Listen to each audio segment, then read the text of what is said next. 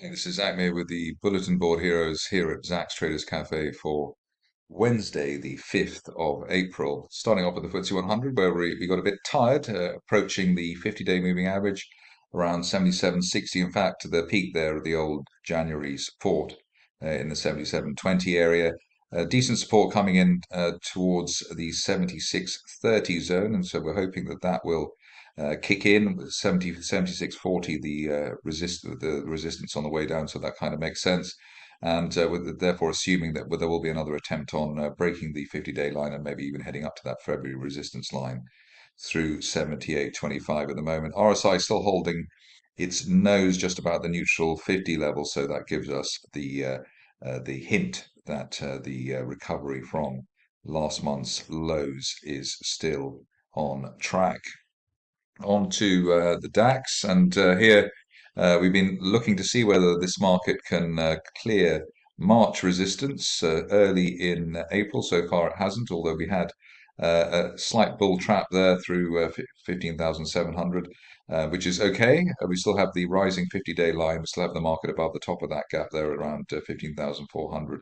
So it's still valid to be looking for a break of 15,700 and then a move to 16,200 at the September resistance line projection. At this stage, only back below the 50-day line, currently at 15,300, really delaying the idea or ruining the idea of further progress up from the lows of October and obviously of March as well.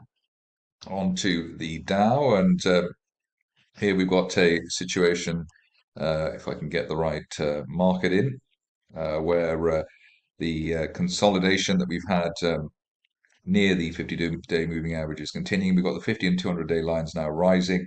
Took the 50-day line at 33,100, and above that, still looking for 34,000 at the 1-year resistance line. Below the 50-day line, we'd need another test, perhaps, of the 200-day line at 32,400. But the fact that both moving averages are rising is a positive, so that even if there is a pullback, it would be most likely a dip to buy into.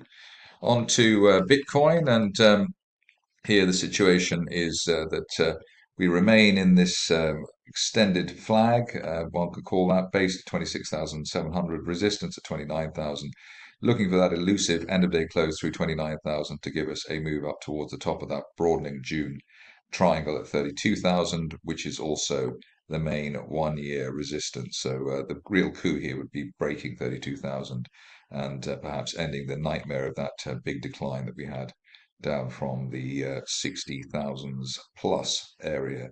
Below 26,700 risks a test of 25,000, which was basically the August to February resistance. On to the stocks, and a bit of a motley crew today, a bit of a mixed bag. Starting off with B90, which has bounced off its 50-day moving average, had a great run up from January to the beginning of last month. Looks like it's ready to go again, but rising as I speak, which is always nice. Initial target here up to 7 and then up to 9 pence perhaps as soon as the end of this month. That would be the ideal scenario for what looks like a relatively illiquid situation with presumably a rather wide spread. Below 5 pence then suggests that we might have to go down to the 200-day line, but ideally there's no break back now. Below 5 pence and an end of day close above 5.1 pence, and the top of that gap will be a gap close bicycle. In fact, the two gaps to close there. So let's see if we can close at 6 pence plus to give us the 9 pence plus by the end of the month. One or two stocks looking as though they are turning around after an extended period of decline. One of them is Deltic, which I suppose it's rather surprising that the shares fell back so quickly after that February spike, but that's a small cap market. Here we've got the break of a falling wedge, which has been in place since July. Uptrend line in the RSI window, so bullish divergence there with a lower low for March, April, but higher RSI trace. And that suggests that we could get back up towards the 50-day moving average area around 2.3 pence by the end of the month, while there's no break back below 1.6 pence. So that might appeal to some. Next stock is in honor of one of the best investors of the last 10 years on the London stock market. One or two people might be able to guess who it is, but I will not name that person. Here we've got Fresnillo, which obviously is a play on the gold and silver price. Here we see the shares actually behaving in a rather sedate way given the rise in silver, especially. But we broke that line of resistance with a gap back at the end of last month. And as I said, slow progress. Support now at the 50-day moving average around £7.70, and the longer we stay above that, the greater the chance of a move up to £8.40 as soon as the end of this month. RSI pushed through the neutral 50 level as well. That's around 57, which is our favorite area in terms of consolidating a recovery for a stock or market. Saw some interesting TA on Genflow a few days ago, and looks like it's working. Here you can see that the shares have gapped up towards the 50-day moving average, unfilled gap to the upside and holding that gap from yesterday. Also breaking back above the old support area, which was around the 1.7 pence level. The longer we stay above 1.7, the greater the chance of at least a move towards the 200-day moving average at 2.5 pence. Big picture target would be up towards 4.5 pence, maybe on a 1 to 2 month time frame. But at this stage, we are not looking at the August resistance line from last year. We're just looking at the 200-day line. The real victory would be to get the shares back above the 200-day moving average, which they haven't been for over a year. But it does look as though things are turning, and we've got that bullish divergence line there as well from back in November. So that looks pretty reasonable at the moment. Always nice when a stock overshoots the runway, i.e., breaks the target that one was looking for. I think I covered the shares yesterday or the day before, looking for a retest of the peak there around 0.57 that we had last month.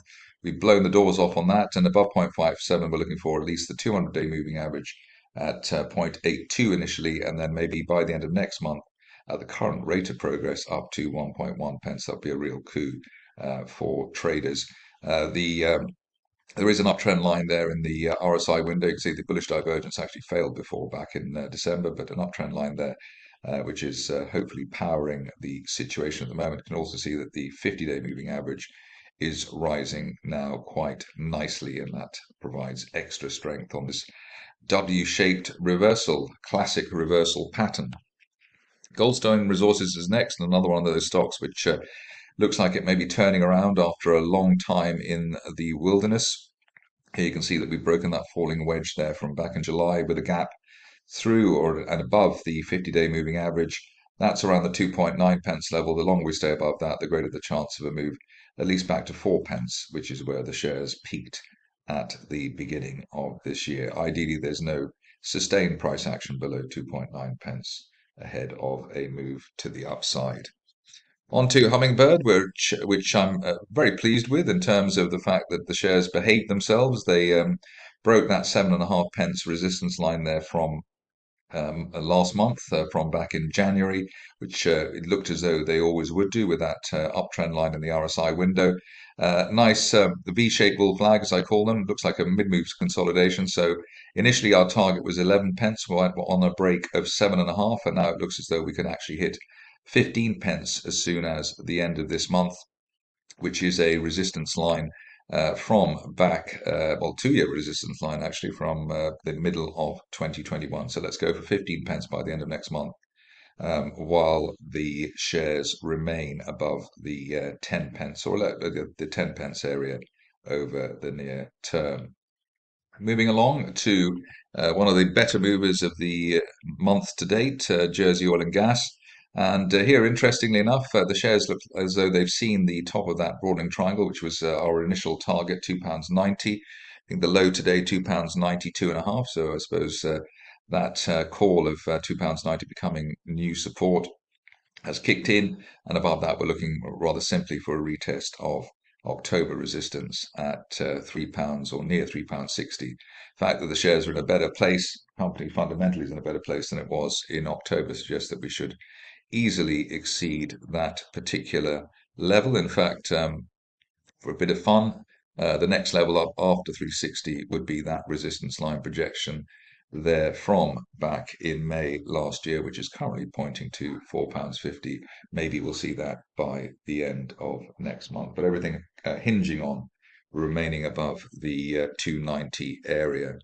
On to a stock which has come to life over the last 24 hours with Karelian diamonds. Here we've got a situation where look back, you can see that the shares have been bouncing along the bottom around the 2p or just below the 2p level over the best part of the last year, finally broken out.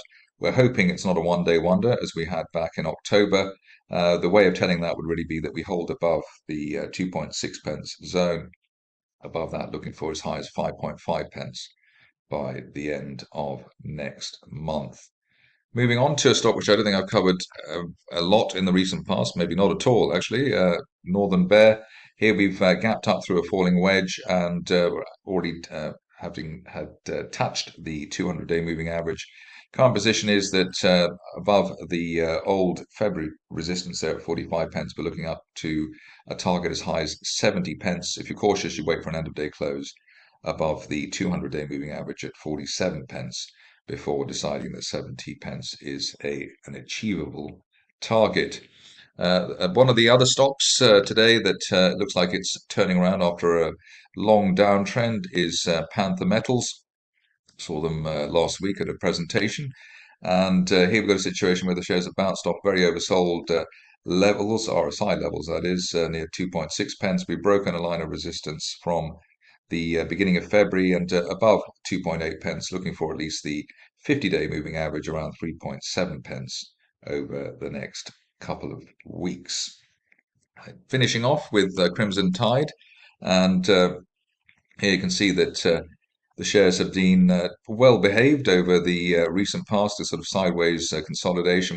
We've had a couple of unfilled gaps to the upside, which is normally a very good sign technically, and looking for the shares to hit the top of that broadening triangle from the end of 2020, and that's currently pointing up to 4.5p. Maybe we could see that by the end of next month. Ideally, we stay above the rising 200-day moving average at 2.4p, both the 50 and the 200 now rising, which should provide added momentum to this situation. That's it for me today. More updates tomorrow.